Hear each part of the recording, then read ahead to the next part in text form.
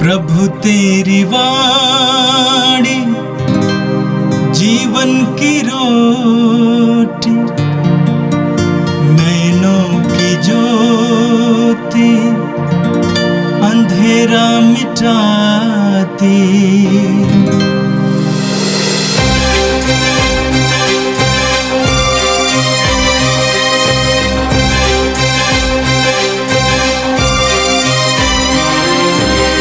प्रभु तेरी वाणी जीवन की रोटी, नैनों की ज्योति अंधेरा मिटाती।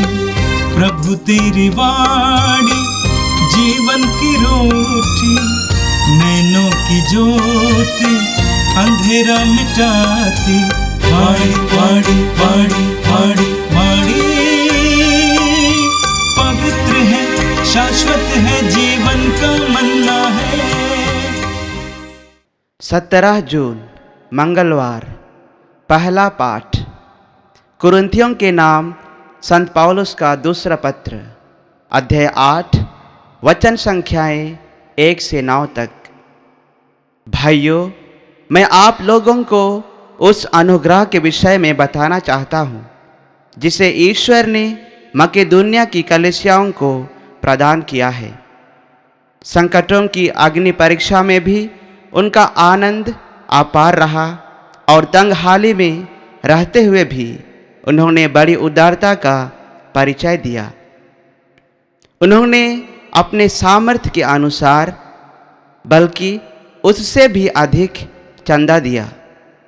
उन्होंने स्वयं ही बड़े आग्रह के साथ मुझसे अनुरोध किया कि उन्हें भी संतों की सहायता के लिए चंदा देने का सौभाग्य मिले। वे अपनी उदारता में हमारी आशा से बहुत अधिक आगे बढ़ गए। उन्होंने पहले ईश्वर के प्रति और बाद में ईश्वर की इच्छा के अनुसार हमारे प्रति अपने को अर्पित किया है। इस कारण हमने तीतुस से अनुरोध किया कि जिस परोपकार का कार्य उसने प्रवर्तित किया था वह उसे आप लोगों के बीच पूरा कर दे।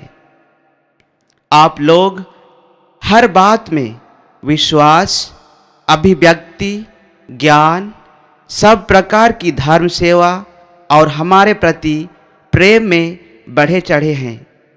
इसलिए आप लोगों को इस परोपकार में भी बड़ी उदारता दिखानी चाहिए। मैं इस संबंध में कोई आदेश नहीं दे रहा हूँ, बल्कि दूसरे लोगों की उदारता की चर्चा कर मैं आपके प्रेम की सच्चाई की परीक्षा लेना चाहता हूँ। आप लोग हमारे प्रभु यीशु मसीह की उदारता जानते हैं। वह धनी थे, किंतु आप लोगों के कारण निर्धन बने, जिससे आप लोग उनकी निर्धनता द्वारा धनी बन जाएं। यह प्रभु की वाणी है। संत मत्ती के अनुसार पवित्र सुसमाचार, अध्याय 5, वाक्य संख्या 43 से लेकर 48 तक। यीशु ने अपने शिष्यों से कहा, तुम लोगों ने सुना है कि कहा गया है, अपने पड़ोसी से प्रेम करो और अपने बैरी से बैर। परंतु मैं तुमसे कहता हूँ, अपने शत्रुओं से प्रेम करो और जो तुम पर अत्याचार करते हैं उनके लिए प्रार्थना करो। इससे तुम अपने स्वर्गिक पिता की संतान बन जाओगे, क्योंकि वह भले और बुरे दोनों पर अपना सूर्य उगाता है तथा धर्मी और अधर्मी दोनों पर पानी बरसाता है। यदि तुम उन्हीं से प्रेम रखते हो जो तुमसे प्रेम रखते हैं, तो पुरस्कार का दावा कैसे कर सकते हो? क्या नाकेदार भी ऐसा नहीं करते? और यदि तुम अपने भाइयों को ही नमस्कार करते हो, तो कौन सा बड़ा काम करते हो? क्या गैर यहूदी भी ऐसा नहीं करते?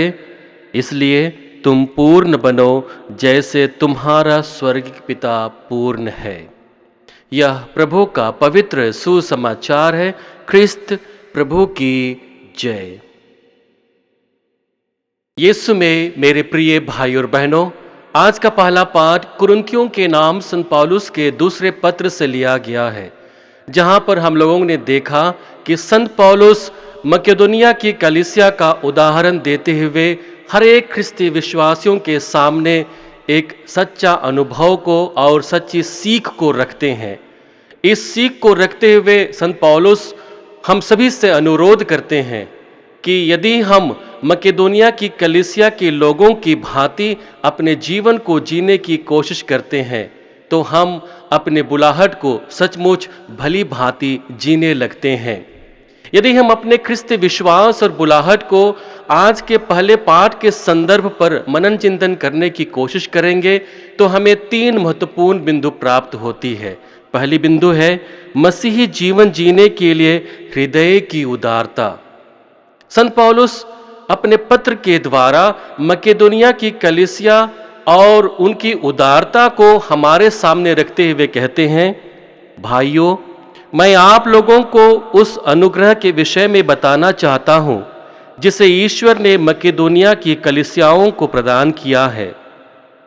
संकटों की अग्नि परीक्षा में भी उनका आनंद अपार रहा और तंगी हाली में रहते हुए भी उन्होंने बड़ी उदारता का परिचय दिया है। संत पौलुस स्पष्ट शब्दों में कहते हैं कि मकेदोनिया की कलीसिया आर्थिक तंगी से गुजर रही है, उनके सामने एक बड़ी संकट है, फिर भी वे कलीसिया को और कलीसिया के जो अगुवे हैं उनको मदद करने के लिए हृदय खोलकर उदारता से दान देते हैं।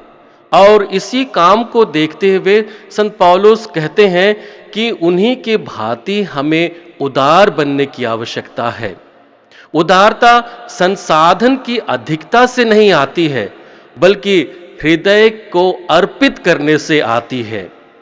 उदाहरण के लिए हम लेंगे, जिन व्यक्तियों का हृदय प्रभु की सेवा कार्य के लिए समर्पित हो जाता है वे बहुत अधिक उदार होते हैं। वे अपने सीमित संसाधनों का प्रयोग दूसरों की सेवा करने में लगा देते हैं। वहीं दूसरी ओर यदि हम गौर से देखेंगे, जिनके पास असीमित संसाधन है, बहुत से ऐसे संसाधन हैं जो उनका उपभोग नहीं कर सकते हैं, यदि उस व्यक्ति का हृदय प्रभु की सेवा के लिए समर्पित नहीं है तो वह कंजूस होता है, वह स्वार्थी होता है, वह दूसरों की सेवा के लिए कुछ भी दे नहीं पाता है। और इसलिए संत पौलुस अपने लोगों को उदाहरण के स्वरूप उदाहरण देते हुए समझाने की कोशिश करता है कि तुम्हें भी हृदय को समर्पित करना है और उसी उदार भावना को लेकर के अपने ख्रिस्ती विश्वास को जीने की जरूरत है। दूसरी महत्वपूर्ण बात है सच्चा प्रेम कर्म से प्रकट होता है। सच्चा प्रेम को केवल शब्दों से प्रकट करना पर्याप्त नहीं है बल्कि उसे अपने कर्म और सेवा भाव से प्रकट करने की आवश्यकता होती है।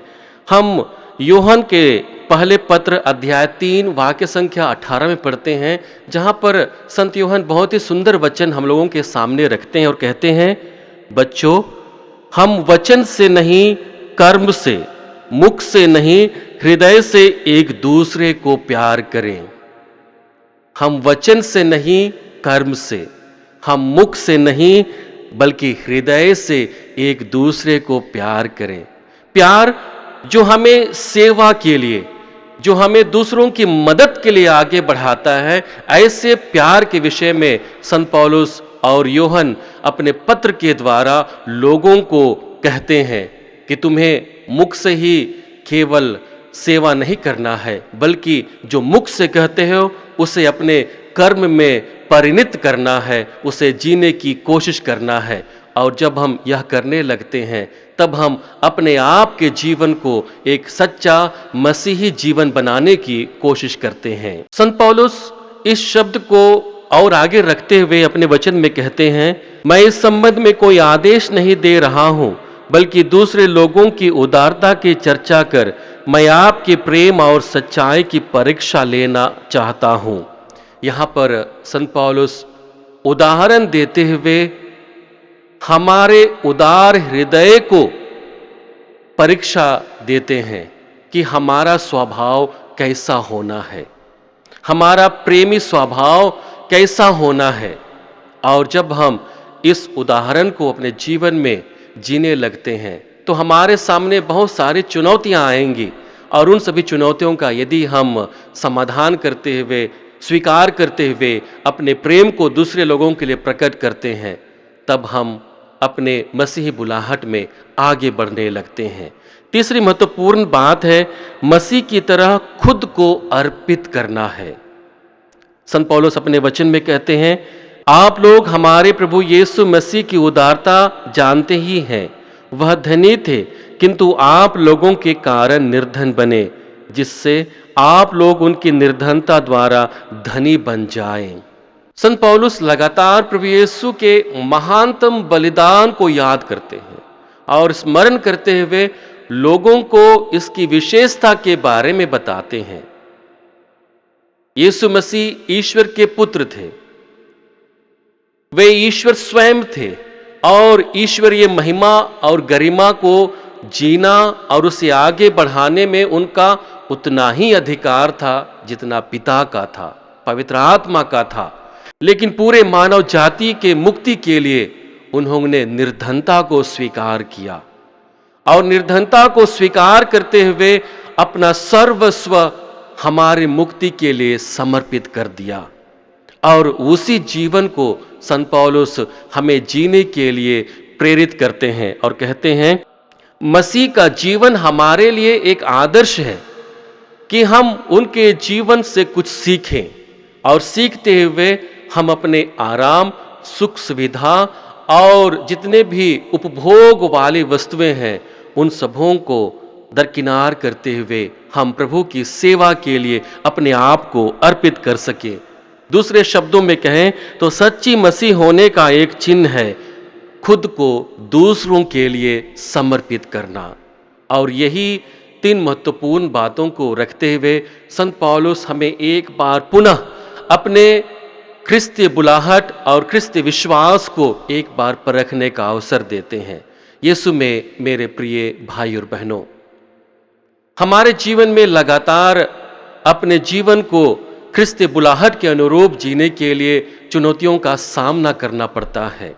लेकिन हमारे सामने उस चुनौती के लिए बहुत सारे जीवंत उदाहरण हैं जो संतों के द्वारा दिया हुआ है, जो हमारे प्रभु यीशु मसीह के द्वारा दिया हुआ है।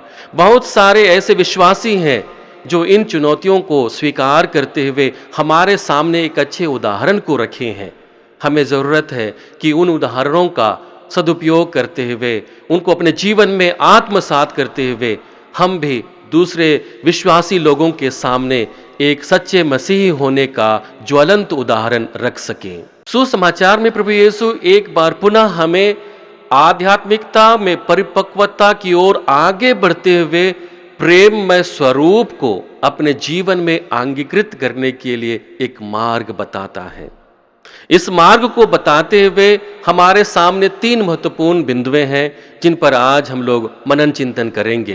पहली बात है शत्रुओं से प्रेम और अत्याचारियों के लिए प्रार्थना।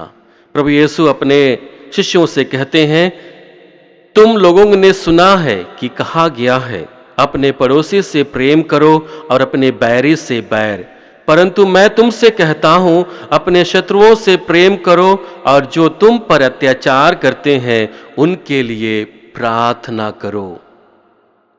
इन शब्दों के साथ प्रभु यीशु स्पष्ट कर देते हैं कि मसीही प्रेम की सबसे ऊंची बुलाहट उन लोगों से प्रेम करना है जो हमें चोट पहुंचाते हैं, जो हमारा तिरस्कार करते हैं।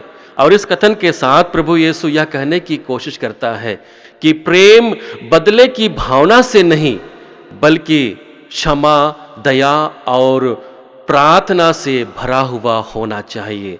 हम रोमियो के नाम संत पौलुस के पत्र अध्याय 12 वाक्य संख्या 20 में पढ़ते हैं, जहां पर संत पौलुस कहते हैं, यदि आपका शत्रु भूखा है तो उसे खिलाएं और यदि वह प्यासा है तो उसे पिलाएं, क्योंकि ऐसा करने से आप उसके सिर पर जलते अंगारों का ढेर लगाएंगे। आप लोग बुराई से हार न माने बल्कि भलाई द्वारा बुराई पर विजय पाएं। प्रभु यीशु एक ऐसे जीवन को जीने के लिए हमें प्रेरित करते हैं जो दूसरों को बदले की भावना से या फिर नीचे गिराने की भावना से ना हो, बल्कि प्रेम से परिपूर्ण हो, जो न केवल स्वयं के जीवन को परिवर्तित करता है बल्कि दूसरे को प्रभु यीशु और ईश्वर के अनुभव को दिलाता है और उस अनुभव के द्वारा वह स्वयं अपने जीवन में परिवर्तन को महसूस करने लगता है। और यही बात को प्रभु यीशु आज के सुसमाचार में कहते हैं कि तुम्हें अपने जीवन के द्वारा एक ऐसा जीवन को जीना है जो साधारण मनुष्य अपने जीवन में जीने की कोशिश करता है। उससे बढ़कर एक ऐसी आध्यात्मिकता को अपनाना है जो दूसरों के सामने एक उदाहरण को प्रस्तुत करे। दूसरा महत्वपूर्ण बात है कि हमें अपने जीवन में निष्पक्ष और दयालु होना है। अपने वचन को रखते हुए प्रभु कहते हैं, तुम अपने स्वर्गिक पिता की संतान बन जाओगे, क्योंकि वह भले और बुरे दोनों पर सूर्य उगाता तथा धर्मी और अधर्मी दोनों पर पानी बरसाता है। प्रभु इस कथन के साथ यह कहने की कोशिश करता है कि ईश्वर अपने प्यार को अपनी प्रजा पर प्रकट करने के लिए कोई भी विभेद नहीं करता है, कोई भी फर्क नहीं करता है कि व्यक्ति अच्छा है या बुरा, व्यक्ति पापी है या धर्मी, बल्कि उन दोनों को समान मात्रा में प्यार करता है, उन्हें आशीर्वाद देता है। और उसी स्वभाव को हमारे व्यक्तिगत जीवन में लाने के लिए हमें प्रभु न्योता देते हैं कि हमारा मनोभाव दोनों लोगों के लिए समान हो। जो हमसे प्यार करते हैं उन्हें भी हम प्यार कर सकें, जो हमसे बैर करते हैं उन्हें भी हम स्वीकार करके प्यार कर सकते हैं। और यही स्वभाव में हमें आगे बढ़ने के लिए प्रभु न्योता देते हैं। हम संत लूकस के सुसमाचार अध्याय 6 वाक्य संख्या 35 में पढ़ते हैं, जहाँ पर वचन कहता है, परंतु अपने शत्रुओं से प्रेम करो और उनकी भलाई करो और वापस पाने की आशा न रखकर उधार दो, तभी तुम्हारा पुरस्कार महान होगा और तुम सर्वोच्च प्रभु के पुत्र बन जाओगे, क्योंकि वह भी कृतघ्नों और दुष्टों पर दया करता है। हमारा स्वभाव, हमारा मनोभाव भी हमें ईश्वर के दत्तक पुत्र पुत्रियां बनने के लिए आगे बढ़ाता है। तीसरी महत्वपूर्ण बात है, हमें अपने जीवन में पूर्णता को प्राप्त करना है। प्रभु यीशु अपने शिष्यों से कहते हैं, इसलिए तुम पूर्ण बनो जैसे तुम्हारा स्वर्गिक पिता पूर्ण है। यह वचन हमें अपनी आध्यात्मिकता में और अधिक परिपक्व होने के लिए आगे बढ़ाता है। जो जीवन क्षमा से परिपूर्ण हो, जो जीवन सेवा भाव से परिपूर्ण हो, जो जीवन दया से परिपूर्ण हो, जो जीवन प्रार्थना पर आधारित हो। और जब ऐसे जीवन को हम जीने की कोशिश करते हैं और अपने आप को वचनबद्ध करते हैं, हम अपने आप के जीवन में परिपूर्णता को प्रकट होने देते हैं। हम कलोसियों के नाम संत पौलुस के पत्र अध्याय 3 वाक्य संख्या 14 में पढ़ते हैं, जहाँ पर संत पौलुस कहते हैं, आपस में प्रेम भाव बनाए रखें, वह सब कुछ एकता में बांधकर पूर्णता तक पहुंचा देता है। यदि हम आपस में प्रेम भाव बनाए हुए हैं, बिना किसी को धुतकारते हुए, बिना किसी को तिरस्कार करते हुए और एकता में जब आगे बढ़ने लगते हैं, तो संत पौलुस कहते हैं कि उसी एकता में बांध करके प्रभु यीशु हमें पूर्णता तक पहुंचाते हैं। यीशु में मेरे प्रिय भाई और बहनों, क्रिस्तीय बुलाहट और क्रिस्तीय जीवन लगातार हमारे सामने बहुत सारी चुनौतियों को रखते हैं, लेकिन इन चुनौतियों को यदि हम खुलकर सामना करते हैं और वचन पर केंद्रित होकर अपने जीवन को जीने की कोशिश करते हैं, तो हमारा जो क्रिस्तीय जीवन है वो अर्थपूर्ण बनने लगता है। हम पूर्णता की ओर आगे बढ़ने लगते हैं। आइए हम प्रभु से प्रार्थना करें कि जब भी दुख संकट इस क्रिस्तीय जीवन में आए, हम घबराएं नहीं, बल्कि अपने विश्वास को प्रकट करते हुए हम मसीह के लिए एक ऐसा प्रेममय स्वभाव को लेकर के आ सकें जो हमें परिपूर्ण जीवन को प्राप्त करने के लिए मदद करे। हे सर्वशक्तिमान पिता परमेश्वर, हम धन्यवाद देते हैं पिता हमें ख्रिस्ती बुलाहट और ख्रिस्ती विश्वास देने के लिए, जिसके द्वारा हम तेरे प्रेम को अपने जीवन में महसूस करते हैं। हे पिता, जैसे हम इस जीवन को जीते हैं, हम बहुत बार विकट परिस्थितियों में घिर जाते हैं, समस्याओं में घिर जाते हैं और अपने ख्रिस्ती विश्वास को जीने में असमर्थ हो जाते हैं। पिता, जिस प्रकार से मकेदुनिया की कलीसिया विकट परिस्थिति में भी कलीसिया का जीवन जीने में समर्थ रही, प्रभु ने हमें एक ऐसा मार्ग बताया जो निस्वार्थ होकर प्रेम में आगे बढ़ने का है। पिता, हमें बल दे कि हम अपने ख्रिस्ती बुलाहट को भली भांति पहचान सकें और उनके अनुरूप जीवन जीते हुए हम पूर्णता तक पहुंच सके। हम यह प्रार्थना करते हैं हमारे प्रभु ख्रिस्त के द्वारा, आमीन। प्रभु तेरी वाणी जीवन की रोटी, नैनों की ज्योति अंधेरा मिटाती। वाणी वाणी वाणी वाणी वाणी पवित्र है, शाश्वत है, जीवन का मन्ना है।